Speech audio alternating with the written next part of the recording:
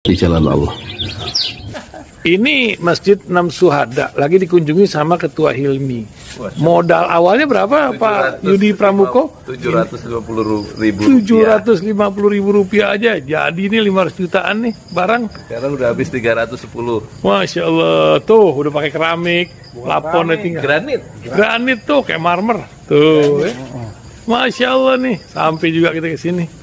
Masjid Enam Syuhada, ngapa namanya Masjid Enam Syuhada, Ya, Pak Yudi? kita mau mendokumentasikan perjuangan dakwah nama anak muda pengawal Habib Rizik Syihab itu. Masya Allah. Yang dibunuh sama orang jahat di kilometer 50. Kilometer 50 ya. Itu kan simbol memperjuangkan dakwah itu kita harus memberikan segalanya untuk Islam kan ya, untuk Masya dakwah Islam. Allah. Dan nama anak muda itulah yang sudah memberikan segalanya untuk Islam. Masya Allah. Apa nanti nama pemuda itu ada juga di sini mungkin diterapkan? Mungkin namanya Enam Syuhada. Enam Syuhada itu, Iya. Enam Syuhada dipasang di sini, Enam Syuhada. Beb Ali, apa yang dikomentarin dari ini semua, Beb Ali? Masya Allah, luar biasa. Dari uang 700.000, kalau pengen ternyata bisa. Bisa. Allah kirim. Tuh, bisa. Ya, dengan Masya. dengan masuk satu gang kecil, tapi Bapak ini luar biasa. Kecil tuh. Oh, Masya Allah ya. Satu call aja. Masya Allah. Perjuangan Pak Yudi Pramuko, YouTuber sejagat paling tua. Tertua di semesta. Tertua di semesta. Masya Allah.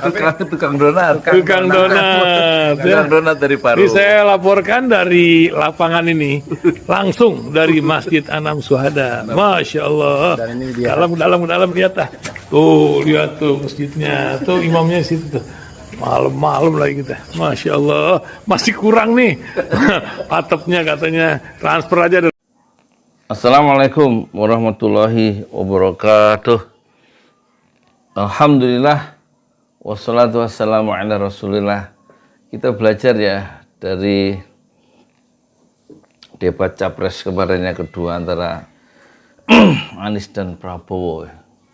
Ini ternyata Anies dilaporkan ke Bawaslu atas dugaan fitnah 340 hektar lahan Prabowo.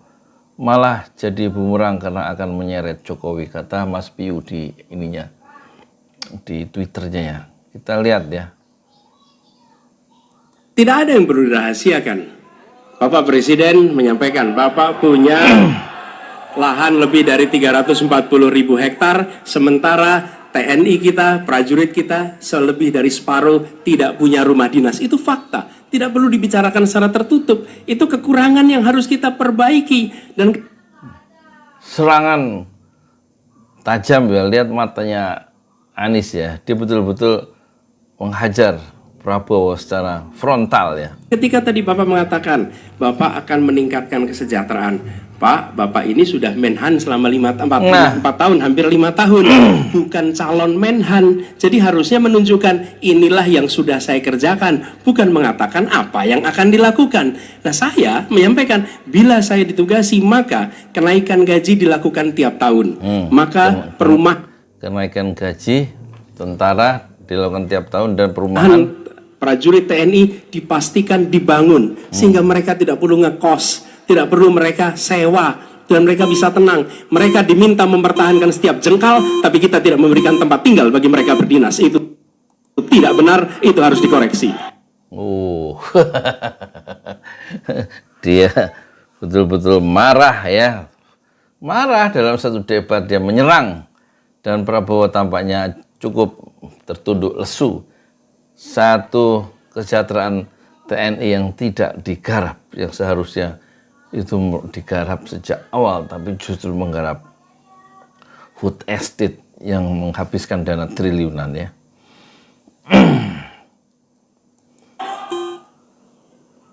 Rakyat Indonesia yang saya cintai. Ini kayaknya debat Jokowi Prabowo 2019 soal luasnya tanah yang dimiliki oleh Prabowo. Pembagian yang tadi sudah saya sampaikan hampir 2,6 juta itu adalah memang angka produktif. Dan sekali lagi kita tidak memberikan kepada yang gede-gede. Saya tahu Pak Prabowo memiliki lahan yang sangat luas di Kalimantan Timur. Mohon maaf.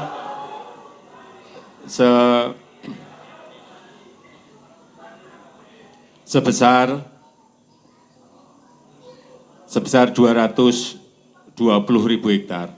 Juga di Aceh Tengah 120.000 hektar. Saya hanya ingin menyampaikan bahwa pembagian seperti ini tidak dilakukan masa pemerintahan saya. Dia mencoba membersihkan diri ya, bahwa penguasaan lahan konsesi hutan atau konsesi lahan yang luas dilakukan sebelum Jokowi ya. Tapi kita nggak tahu setelah prakteknya 10 tahun, ini kan 2014 atau 2019 ini ya. Baik, masih ada waktunya Pak? Baik, waktunya habis.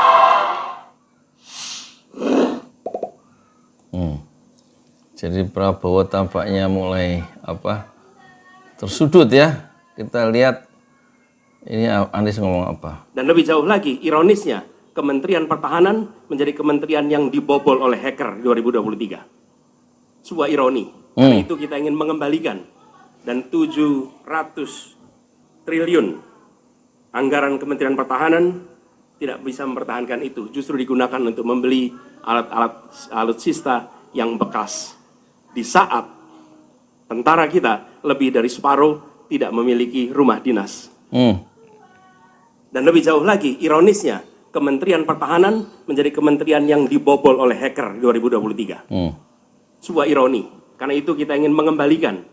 Dan 700 triliun anggaran Kementerian Pertahanan tidak bisa mempertahankan itu. Justru digunakan untuk membeli alat-alat alutsista yang bekas. Di saat tentara kita lebih dari separuh tidak memiliki rumah dinas. Sementara menterinya punya, menurut Pak Jokowi, punya lebih dari 300. Dan lebih jauh lagi, ironisnya, Ya. Gimana ini cara ngecilinnya piye ki? Wah, piye ki cara ngecilinnya? Jadi intinya gini ya, Prabowo dalam debat ini itu dihajar oleh Anies dari segi betapa separuh dari tentara nasional Indonesia kita itu pada nggak punya rumah, padahal mereka disuruh mempertahankan setiap jengkal ya, tanah NKRI, tapi mereka sendiri nggak punya tanah, nggak punya rumah. Itu yang akan diperbaiki, yang akan dikoreksi oleh Anies Baswedan. 700 triliun anggaran Departemen Kementerian Pertahanan itu seharusnya memang secara kalau menurut paradigma Anies Baswedan, dia akan berpikir pada manusianya yang harus adil, manusianya harus sejahtera dulu ya.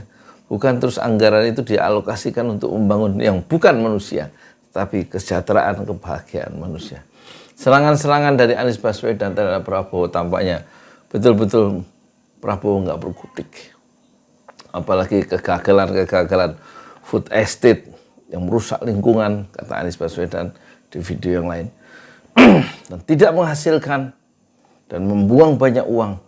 Itu betul-betul satu, bukan hanya jab, tapi kombinasi antara uppercut, swing, dan long hook dari Anies Baswedan sehingga Prabowo terkapar, jatuh KO di kanvas dan tidak bisa bangun lagi. Saya Yudi Pramuko, tukang donat dari Parung YouTuber. Tertua di semesta fasbir sobron jamilah. Bersabarlah dengan kesabaran yang indah. Assalamualaikum warahmatullahi wabarakatuh.